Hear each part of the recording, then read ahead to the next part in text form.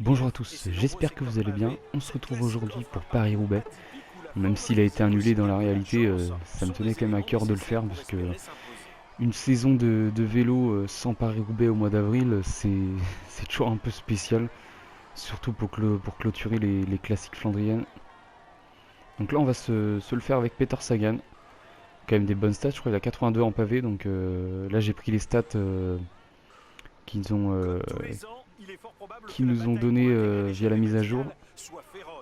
Ils l'ont un petit peu encore baissé, mais globalement, il a quand même des bonnes stats. Sympa en tout cas les petits villages dans le nord, là, plutôt bien fait. Enfin, en tout cas, c'est assez sympa, ça change des villages qu'on a l'habitude de voir sur le Tour de France. Donc c'est bien, au moins ils ont fait des efforts là-dessus. J'avoue que ça doit être la première fois que je fais Paris-Roubaix sur ce jeu, au moins sur cette édition du Tour de France. Et là on se rapproche grandement de la trouée d'Arambert. Et ça y est, on va arriver dans la trouée d'Arambert, encore 400 mètres. Je vais mettre mes trois coéquipiers qui roulent à relayer à 100, histoire de faire mal à tout le monde. Attention de ne pas être gêné par Drucker là. JMP Drucker qui nous gêne un peu. Van Mark qui accélère d'ailleurs. La trouée d'Arambert c'est vraiment mythique franchement. Vraiment incroyable. Et Steven s'est bien placé. Tepstra aussi. On est pas mal non plus. Et Van Mark en tout cas qui fait le forcing devant. Je pense qu'il aurait bien aimé être suivi. Pour l'instant il n'y a personne qui le suit. Donc s'échapper tout seul à 90 km de l'arrivée, ça fait quand même un peu tôt. Et par contre on se fait gêner par Drucker, là, ça c'est chiant. Et ça y est, on sort déjà de la trouée. Vraiment sympa ce petit passage. Ça doit bien faire mal. Et la course qui commence déjà à se décanter là, on est à 70 km de l'arrivée. Il y a un petit groupe devant qui s'est détaché avec Van Mark notamment, Yves Lampart, Gilbert, Van Avermaet aussi, j'avais pas vu, et Oliver Neisen. Donc attention de ne pas se faire piéger. Il y a Tepstra qui avait déjà attaqué un petit peu plus tôt, qui a rejoint le groupe de tête.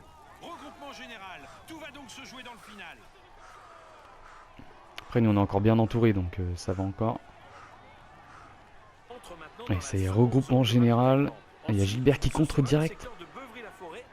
Et là on arrive d'ailleurs au ravitaillement. Je vais pouvoir me gaver tranquillement. Et malheureusement on est un peu isolé. Il y a Marcus Burghardt qui s'est fait lâcher. Et j'ai demandé du coup à Drucker de l'attendre pour le ramener. Parce que Drucker de toute façon il est cramé. Donc autant qu'il le ramène. Parce que moi il pourra pas m'aider. Autant qu'il l'aide un peu. Bettiol qui est déjà en défaillance. Ouh là là, étonnant. Étonnant. Bettiol qui fait quand même partie des outsiders de base, mais là pour le coup il est dans le dur. Et nouvelle attaque, cette fois-ci c'est Mathieu Van Der Poel. Ah, lui faut pas le laisser filer, hein. Clairement.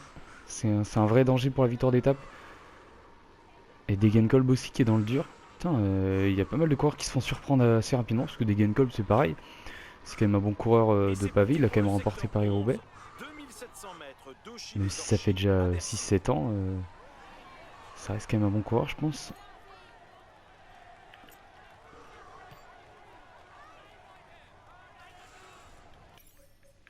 Et par contre j'ai l'impression que derrière Burghardt on risque de ne jamais le revoir. Il a 1 minute 40 de nous, honnêtement je pense qu'on va pas le revoir. On va être obligé de se débrouiller tout seul.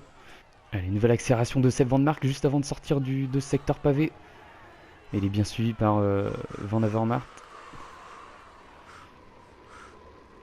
On va peut-être essayer de suivre nous aussi parce que ouais, ça sort. Oula, le virage c'était osé.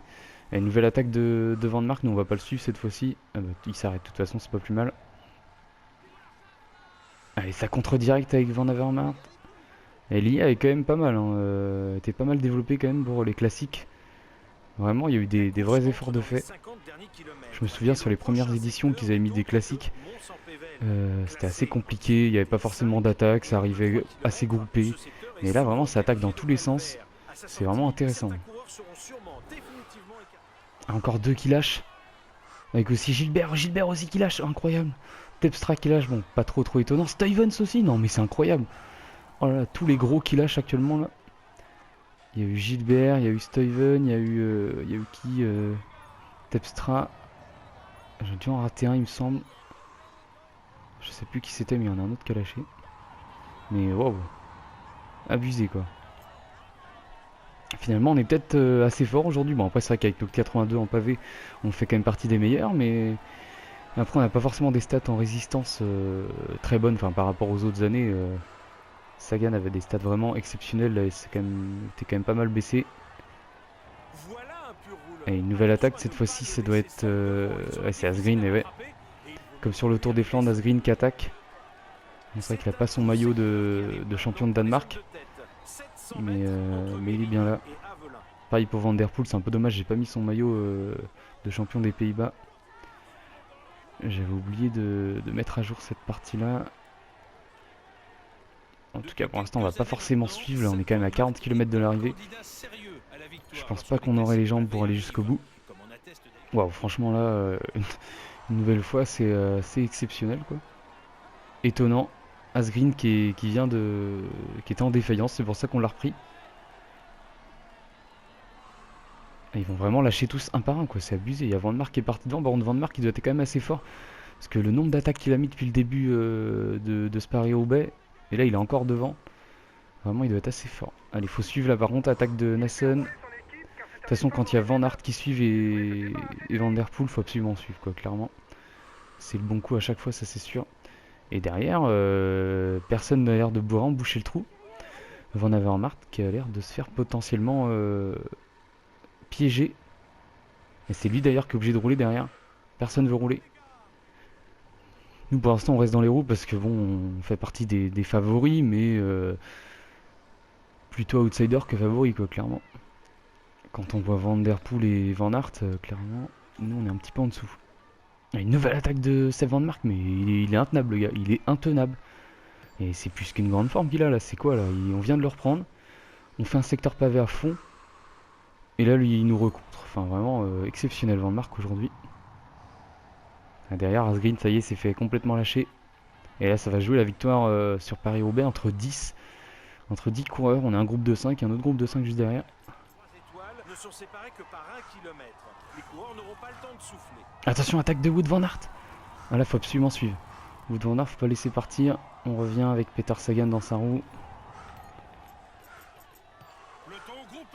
Et ça y est, ils reviennent tous derrière. Par contre, je vois pas Mathieu Van Der Poel. Il doit être dans le groupe juste derrière, là, à 15 secondes.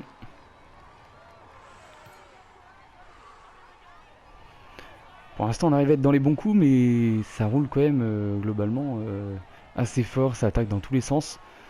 Donc même si je vois qu'il y en a qui sont un peu justes, je me dis que même si j'ai encore mon ravitaillement, c'est pas forcément fait pour autant. Ils reviennent derrière. Nils Politt qui est toujours là. Et on a perdu cette fois-ci Stuyven définitivement. Et là ça attaque une nouvelle fois.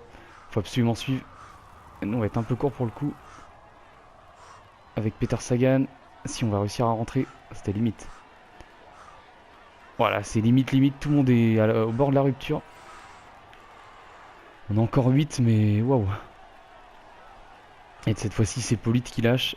C'est vraiment une course d'attaque dans tous les sens et on perd du monde à chaque attaque, c'est waouh.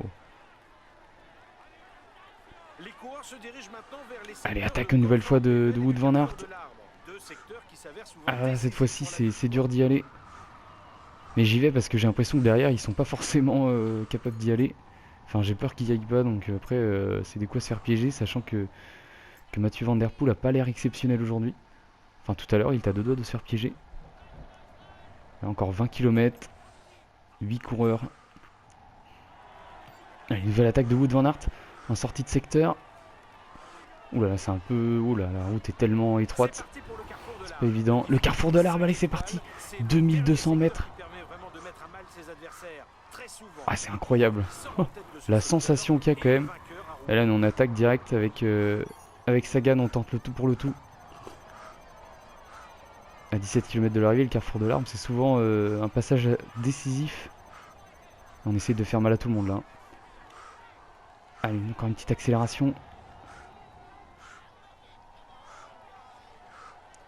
Et on a réussi à s'extirper du groupe.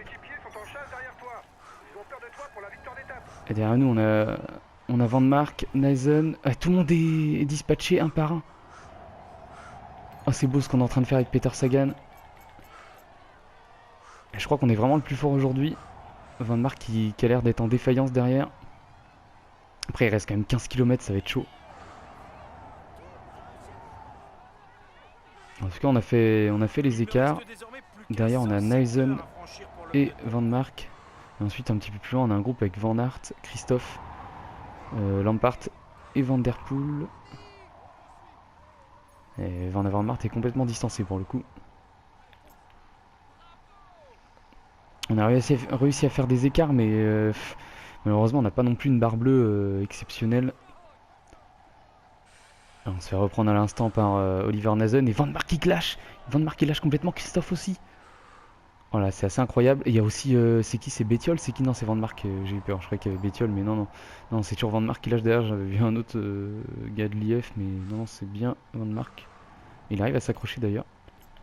Et nous, on va retenter dans le dernier secteur là. Mais il doit pas être très long ce secteur là, mais de toute façon, c'est maintenant ou jamais parce qu'après au sprint, on risque de se faire battre. 1400 mètres. Allez, c'est parti. Grosse attaque. Ah, direct, on les lâche direct de notre roue. Ils sont pas capables de suivre.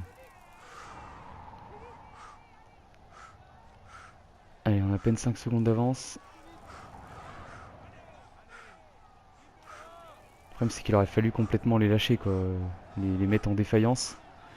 Et c'est peut-être le cas. Ils ont l'air de perdre un petit peu de temps là.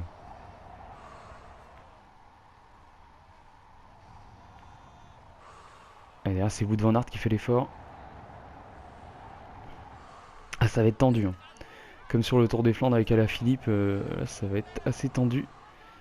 Mais là, on sent qu'on peut largement la gagner, cette course, mais c'est pas évident. Ils sont quand même costauds derrière.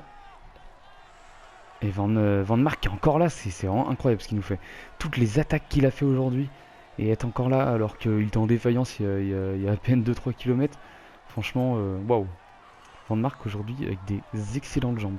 Par contre, il y a Van Der Poel qui s'est fait piéger. Et ouais, Van Der Poel, c'est fini pour lui. Dans ce sens, c'est peut-être une chance parce qu'au sprint, en vrai, là, à part Van Aert qui peut vraiment me battre, ben, les autres, normalement, ça devrait le faire.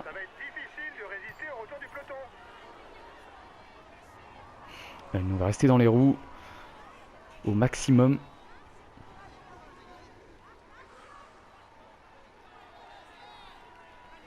Van Der Poel va peut-être réussir à revenir, mais bon, je pense que ça sera trop dur pour lui de récupérer pour faire un bon sprint. 3 km 600, c'est un peu stressant quand même, je vous cache pas. Là, on arrive dans les rues de Roubaix, excusez-moi. Et bientôt d'ailleurs sur le vélodrome de Roubaix. On va tourner à droite et on va y arriver. Là, on commence à avoir une belle barre d'énergie. Ah, ça, c'est vraiment mythique quand on arrive sur le vélodrome là. Vraiment très spécial. Et il est parti Van Mark. Est-ce qu'il y en a qui font l'effort? Oui. Est-ce qu'on essaierait pas de les piéger à 1 km de l'arrivée à un tour? Accélération de Peter Sagan. Est-ce que ça va le faire? Alors on a 3 secondes d'avance, je suis en train de prendre mon rouge. Ah, ils reviennent fort, Yves Lampart qui ramène tout le monde, mais qu'est-ce qu'il fait? Il nous emmerde lui. Attaque de Van Aert, oh non, on a touché le sol. Oh non. Ah, on va finir 3ème. Ah, c'est dommage. C'est dommage, on a tapé un peu le bas du vélodrome avant, avant de lancer le sprint, mais de toute façon c'était fait piéger, on avait lancé trop tard. Superbe victoire de Wout van Aert devant Yves Lampart et Peter Sagan. On va revoir le sprint. Et de toute façon, le t'as déjà distancé, on a coupé notre effort. Et on a relancé un peu trop tard malheureusement. Je me pensais plus fort, je me voyais plus fort que eux, mais visiblement non, c'était... Puis en plus on finit derrière Yves Lampart quoi. Réussi à dompter l'enfer du Nord et ses pavés. Voici le vainqueur de Paris-Roubaix. En tout cas une super victoire de Wout van Aert devant Yves Lampart et Peter Sagan. Et vraiment une course hyper intéressante quoi. La course là, le Paris-Roubaix il a dû durer au moins 45 minutes à la faire cette course là. Mais vraiment j'ai pas vu le temps passer, il y a eu des attaques dans tous les sens. Bon dommage que je rate un peu mon sprint à la fin, après c'est vrai que sur le vélodrome on n'a pas forcément l'habitude dans le jeu de faire des arrivées sur le vélodrome à part Paris-Roubaix. Donc voilà, je me suis fait avoir un petit peu bêtement, mais bon après j'ai fait quand même une belle course, c'était très intéressant, un beau podium. Voilà, merci en tout cas à tous d'avoir regardé cette vidéo. Je vous dis à la fois prochaine. Allez, ciao ciao, bye.